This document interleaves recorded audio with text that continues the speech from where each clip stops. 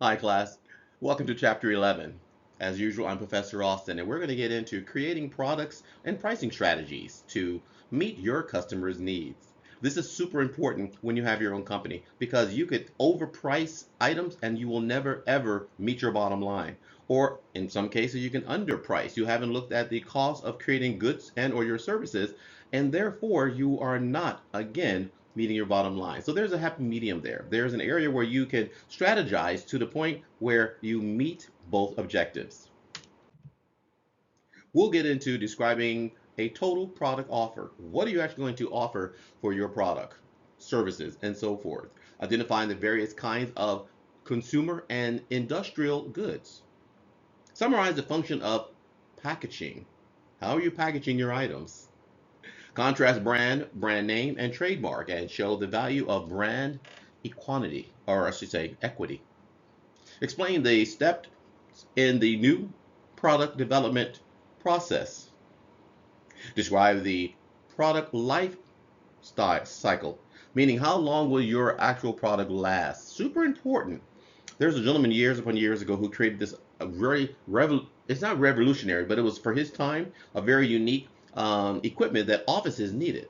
He created the carpet protector that goes under your chair. So when you pivot around and work, the wheels don't wear out the carpet. And he made this particular product. Here's the problem. Describe the product life cycle. He didn't describe how long that life cycle would work. It lasted forever. So why do you think he went bankrupt? No one needed another product from him. If you buy something that never ever breaks, you're not going to buy another one. Good example, refrigerators. It's rare you have to buy a refrigerator in your own life. For example, my mother, we had a refrigerator forever. As long as it kept working, we never need to buy another one. That's why you notice that you can still afford refrigerators, washers and dryers. There's a lot of things on the market that have a very, very long shelf life. So then we'll get into identifying various pricing objectives and strategies. Katrina Lake, founder of Stitch Fix. Growing up in San Francisco, as well as Minnesota, Lake described her personality as risk averse but imaginative. Now, for some of you who don't probably get that, and I didn't get that at first, risk averse means she tries to avoid some of the risk in terms of business and being an entrepreneur, but she also is very imaginative. She really wants to say, I'm going to try, I'm going to step out on a limb and possibly be able to do what I want to do for my company.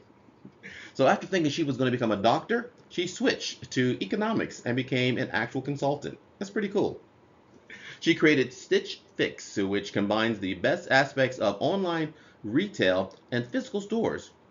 Ooh, creating a unique and effective shopping experience. Now that is a good market to corner because right now you have one or the other. You either are going brick and mortar into an actual, let's say my favorite stores H&M and Ross, to doing it completely online. She goes, you know what? Let's do a Stitch Fix and let you guys enjoy both experiences.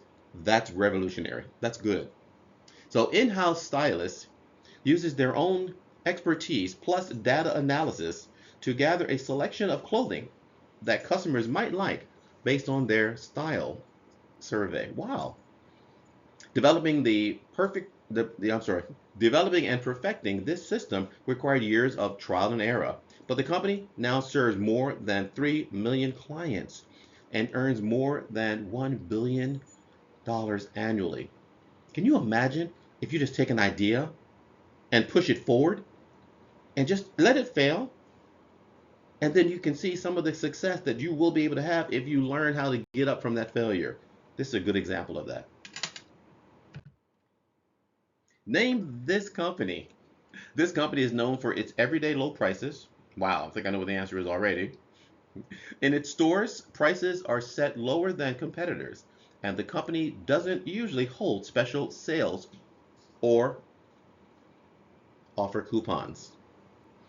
What company does that? It's brick and mortar. It's not one of those online, let's say, entities. It's a store I rarely go in because of their labor issues. It's a store I don't go into because I've seen documentaries on this particular company. But you make up your own mind. Ladies and gentlemen, it's Walmart. Product development and the total product offer. Value. good quality at a fair price. According to the American Marketing Association, value is a foundation of marketing. It definitely is. It definitely is. I order things all the time from Instagram, and I am not satisfied with the way they market things to me, the product when it comes to my home, and so I rarely order anything off of Instagram, Facebook, Marketplace, and so forth. So, adapting products to new markets is an ongoing challenge. We know that. New markets, different areas, and so forth, and product development is a key activity in any modern business. When I had my comedy clubs, as well as my catering company, as well as my wife and I have two international preschools, we constantly kept modernizing our business. We went ahead and actually we have a robot in our preschool. The kids love it. Okay, she's my ex-wife, by the way. Let me make sure I clarify that, ex-wife. But the robot goes around and brings snacks to the children. Can you imagine? I grew up with the TV show The Jetsons. I feel somehow we're still living in a time where we're doing some of the things that the Jetsons cartoon series actually predicted. Products consumers won't give up. Some things they will never give up. Number one, internet service. That's why internet services actually are a monopoly in some areas. Like, for example, I live down in Chula Vista. I can't get Roadrunner, and I can't get, I believe, AT&T, because Cox Cable, this is their region. South of the 152, everything belongs to Cox Cable. North of the 52 freeway is AT&T and T and Roadrunner. I didn't know that. I lived in Rancho Bernardo years ago, and all they had available was Roadrunner. So think about it. Something you won't give up. So you'll actually take whatever they offer you now. Cell phone service, you've got to have it. And I feel bad because some people think that their cell phone is an entity of their personality. And me, I only use my cell phone to text my family or maybe to find where I am lost if I'm trying to find a restaurant. So, discount apparel. Why do you think some of those discount, let's say, stores are in business and booming? Because you actually want to buy something for less. That's why I go to Ross. I hate to give a little, let's say, commercial plug, but I go to Ross and I find amazing things at very reasonable prices. Haircuts and coloring. People want their hair a certain way, and certain male and female, they want to color their hair. You just won't give it up. Those are products that will not ever suffer in terms of the economics, in terms of people just giving up what they feel they can give up. These will stay here. And also, here's the last one: fast food. I hate to say it, but I know that's not going to go away because some people don't want to sit down and be wined and dined. Because when you get up, the value of the food, which is probably good, and the quality of the food is pretty good, but the ticket at the end is ridiculous. Like, I love going to George's at the Cove in La Jolla, but I also love going to Duke's in La Jolla. I walk out of there easily at about 160, 180 bucks after all of the food is consumed, drinks, valet service. It's a lot to it. Fast food, in and out, 20 bucks, 25 bucks, 40 bucks if you get something for the whole family. So there's something to think about. Things you just won't give up. Products deemed expendable with spending cuts. We know for a fact that people can get by without having to deal with luxury handbags. I say that to me as a joke because my wife at the time when I was married, she had to have her Louis Vuitton, her Coach, her Chanel, or whatever. I was just like, we really need to buy these $2,000 or $3,000 handbags. No, they're actually 8,000. I'm like, wow. And then I look under the bed and I find the handbags, all wrapped in plastic because she doesn't want to use them. She wants to save them. So, well, hey, that's a great idea, but are you going to be like trying to resell them on the internet? She goes, oh, no, no. These are like heirlooms. Wow. Satellite radio and cable television. Seriously, I do not have any cable TV here at my home. I have one of those antennas you put in the window, and it gives me all the local channels. Because I've given up on like HBO and Showtime because they show the same movies over and over again all month. You have nothing new to choose from. Satellite radio, I had that in my car. Loved it because I love gospel music. And I love also traveling. I drove from here to San Francisco or here to Vegas, and you lose radio reception. And the problem is you can't get it back, and you have to keep driving and trying to figure out what you're going to listen to. And Lord knows I don't do country. Specialty apparel, don't need it. High-end cosmetics. One thing I will have to go back to is my ex. She would always order things from Japan, and I'll have to say she stands by those products because they really do what she needs for her skincare.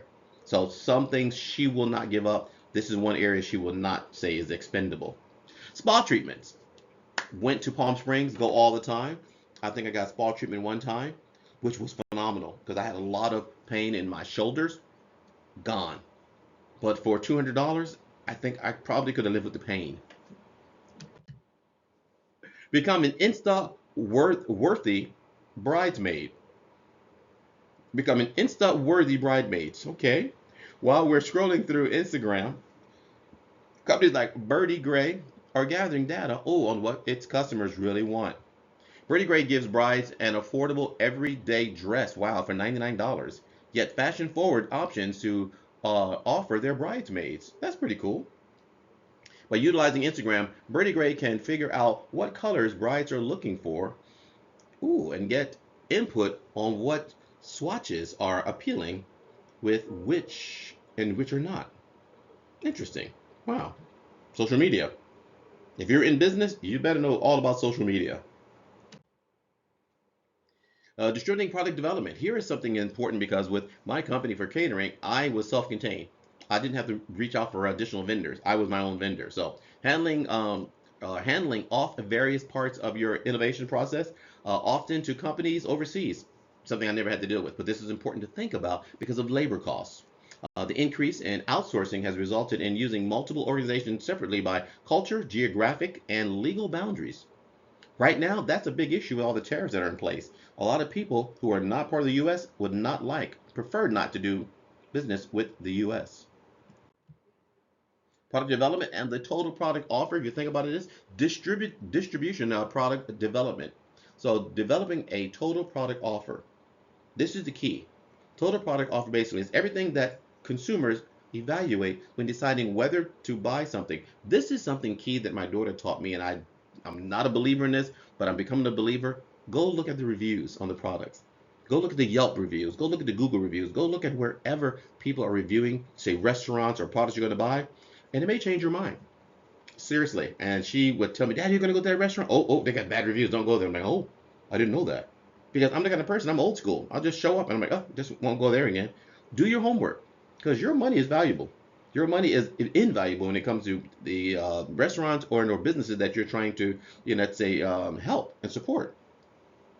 Products are evaluated on many different dimensions, both tangible and intangible. Intangible, you can't take it home, but how you felt with the experience. There's a restaurant I just discovered. It is called, I can't even pronounce it, but it's an Italian restaurant. And I love the authentic Italian ambiance. The people are like, hey, Alessandro, speaking Italian. One of my favorite restaurants to go to is Bronx Pizza in Hillcrest. It's like, hey, who's got a pizza over here? Oh, I got a hot pastrami over here. I'm like, wow. That's what I go back for just to feel I'm from Brooklyn. So I love to hear people hollering in Italian or Sicilians, kind of chopping it up. So marketeers must think like and talk to consumers to find out what's important. For me, ambiance, feeling comfortable. I love when I walk in a restaurant. They go, "Hey, Kale, welcome back. How's the kids? Hey, did you get that job?" Or they know something about me. That goes miles. So potential components of a total product offer are price, store surroundings, oh wow, and the guarantee. Brand name, service, speed of delivery, reputation of the producer. That is key right there to me as well. Because I got, seriously, things off of Instagram that look nothing like the product I saw on Instagram. I ordered Louis Vuitton bedspreads, comforter, pillows. Found out Louis Vuitton doesn't produce those kind of things. Polo does, Ralph Lauren does, but not Louis Vuitton. So when I got them home and I said, what is this? Instead of it being a big, beautiful comforter, which showed on the internet, it was a sheet, very thin sheet. And I said, okay, I'm going to put it on and see what it was horrible. So reputation is important. Image created by the advertising, burgers, restaurants. When they show you something is so delicious, you've got to go try it. Product features, super important. I'm not a phone guy, but some people have to have so many things available to them through their phone that it is critical. I have the new iPhone 16. And the only reason I did it because my car, which is a Mercedes, wouldn't, I guess, connect with older phones. That's kind of, to me, a little marketing kind of like sneaky little scheme. But my dealership said, Mr. Alston, you might want to get a new phone because After a while, your Apple CarPlay is not going to work. On your 13 or your 12, it's like, wow. So I did the 16. So, product innovation during the Great Depression. In 1929, electric razors came about. 1930s, car radios. Wow, can you imagine driving around with no radio? You just singing the whole time, oh, hello, hello, or like, I believe in me. Like, what are you doing the whole time you're driving? Okay. 1930s, supermarkets came about. Before, there were just many little markets around your home. 1933, chocolate chip cookies. Wow. I wish I was around. They get created those. That's amazing. 1933, laundromats. Because people always did laundry in their home. Now you can go out into an actually commercialized building and do your laundry. That's innovative. All right, so I want you to take a peek at the rest of this PowerPoint. I'm wrapping it up right now, just going right through it all. And I'd like to let you know that was the mini lecture for chapter 11. I'll see you in chapter 12 in 2 minutes and 2 seconds. Cool.